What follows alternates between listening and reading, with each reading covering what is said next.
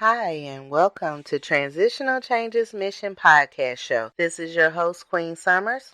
With your host, King Summers. And for the good of us all, we had to come together tonight so that we can talk about an amazing topic. It involves opportunities and also learning about something that we all could benefit from. So we had to also introduce our special guest this evening. King Kevin, are you there with us?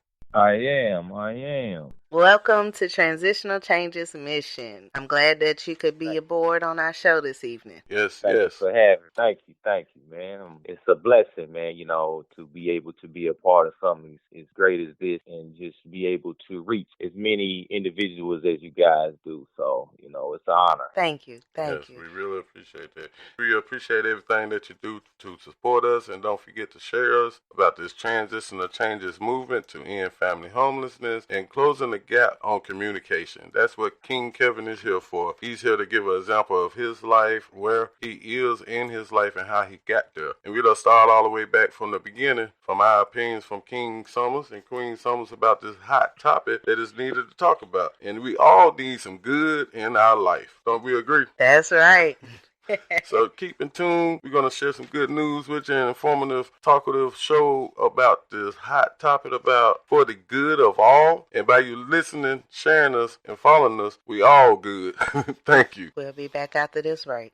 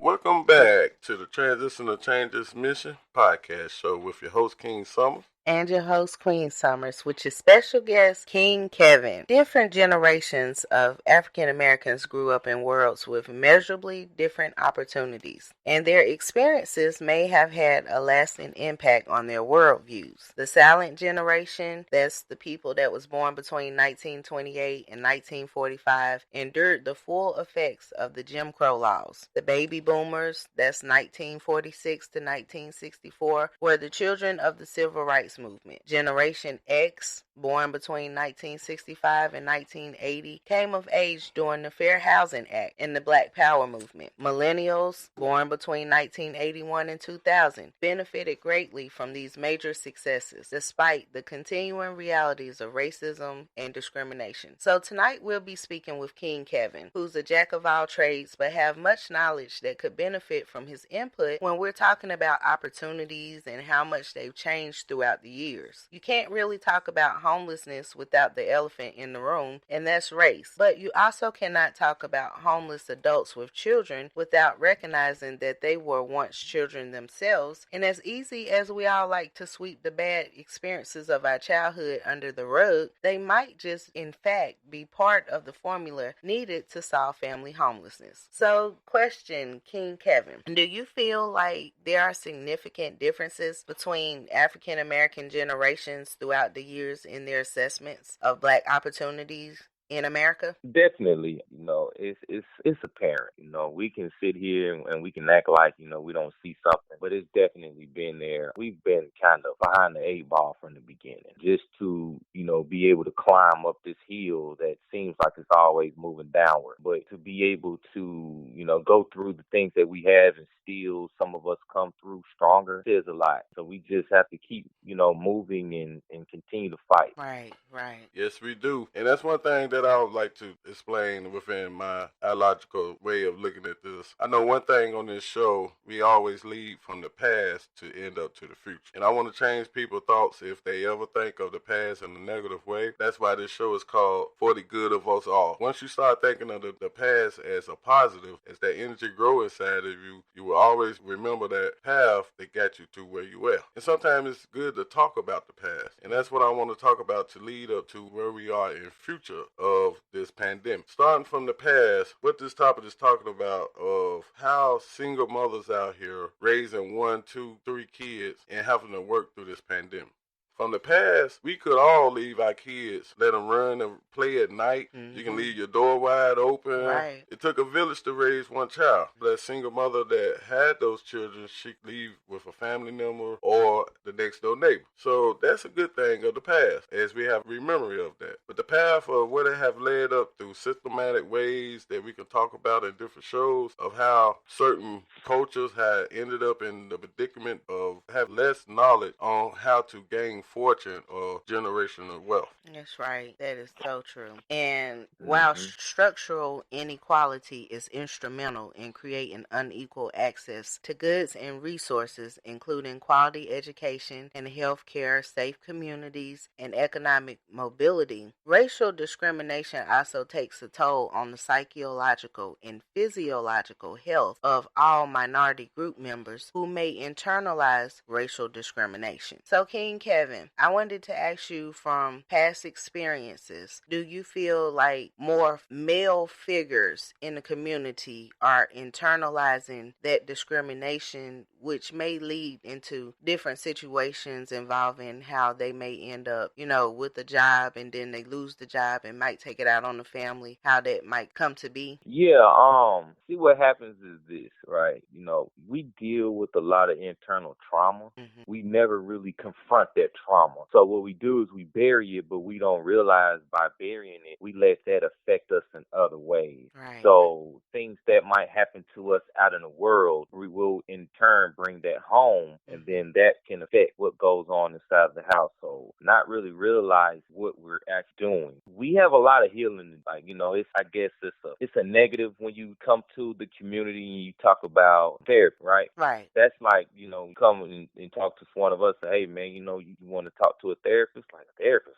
What I need to talk to them for? Mm-hmm. Like, yeah, man, you probably got a lot of stuff built up inside of you. The reason you do these, foolish things is because of something that's inside of your past that you hasn't dealt with at some point in time. So to be able to answer some of those things, this is something that we might have to look, down the road, right, to be able to combat. So yeah, it definitely is a lot of, what we've actually went through has kind of helped shape the point to where we are now. Right. Yes, King. And one thing I would add to that is to say that that's what this show, nonprofit Transitional Changes mission, that's one of the reasons why we got many outlets. So Transitional Changes mission.wordpress.com. We got an email address at tcmissionspeaks@gmail.com. We also got a telephone number that you can call 24/7 to talk about any issues, or even invite yourself, like King Kevin, as a guest to our show. Talk about many different topics. Topics are the headline of a whole book. Mm-hmm. You can't sometimes read a topic and judge the book by its cover. Sure. You have to open that book up and read and have conversations about it with yourself or whoever you're sharing it with, as a movie night or a girls' night or book night.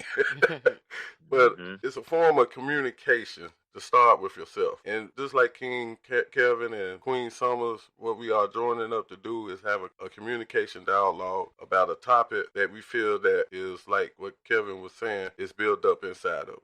Everybody got different paths or even DNA traits that has been inherited to you that you might not even recognize. And you are trapped in a maze. Like we would go on later on in the show, King Kevin would give an example how he got out of that maze. As we talk about different topics and get more guests to come in, they are going to explain, and hopefully we pray that everything that goes on through transition changes you're taking in as a positive energy. Yes. And it helps you open up your mind to expand, to know yourself, believe in yourself, because there always was a maze out here for you to get out of. Life ain't easy, and we not to say that, but we can show enough make it easy for you. Yeah, that's right. That's right. Now, King Kevin, we spoke earlier today about latchkey kids. Do you mind informing our audience of the meaning so they can get an experienced understanding? The best way that I can kind of explain what a latchkey kid is like kids who basically had to grow up faster than they were supposed. Me, for instance, like me and my brother, we were, I wasn't even in school yet, and my brother was maybe in the first, second grade. And there was a gap in between the time when my mom had to go to work and my dad got off. So it was maybe like an hour or so gap there that we had to be home by ourselves. And it got to the point to where like I was so like, outgoing that my mom had to put the mattress on the door to keep me from going outside. Yes.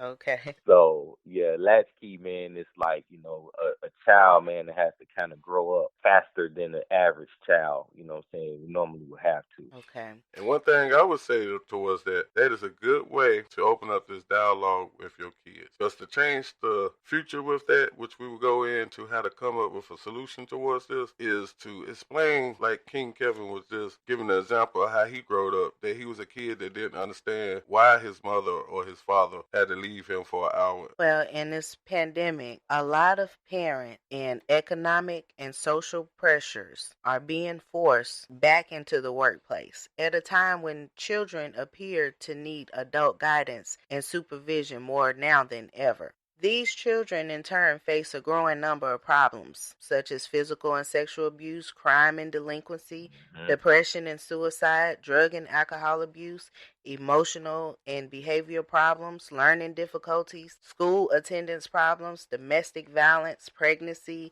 abortion, venereal diseases, and more. And many of these children are becoming latchkey children. And more so now than ever, with the parents that are ending up becoming homeless, these children are experiencing stressful and even dangerous situations without ready access to adult guidance and support because their parents are at work. It is estimated that as many as 10 million children care for themselves before or after school, and many of these children begin their self-care responsibilities at about 8 years of age, some even earlier. So what happens when that latchkey kid becomes an adult? Well, I'll tell you, 1 in 141 of those parents are homeless.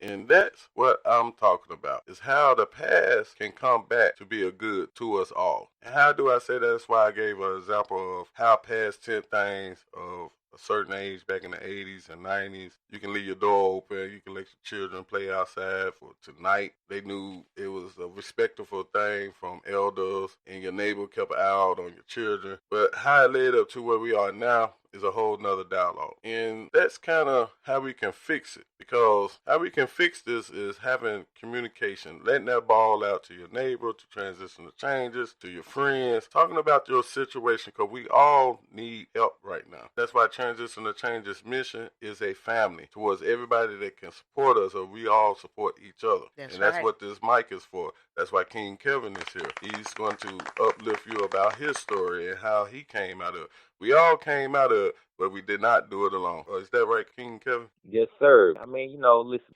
we are social creatures, by nature, humans, right? Yes. And you can't do nothing alone, you know what I'm saying? So anybody with that mindset, man, like, and I, for one, was totally in that space, like, hey, can't nobody do it but me. I'm going to do it. I don't want help.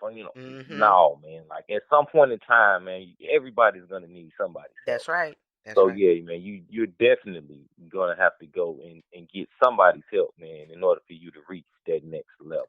Can you just go ahead and give an example of how you started climbing out of that maze and all the stuff that you had gained with the knowledge that you have, mind, your spirit and soul, to knowledge and all of the degrees and things that could you explain it to the audience? Well, a lot of it, man, I just have to give praise to, like Gwen Barr, man. That was my mama.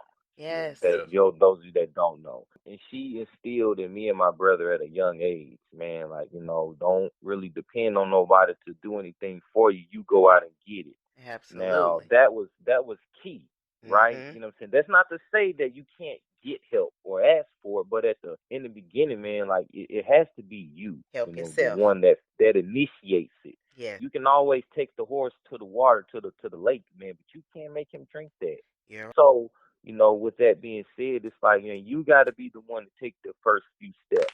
Yes. And then that's when you can look for somebody else. Because, I'm a student of life, right? Yes. When I That's say that, man, that's great. That's I've wonderful. always, I've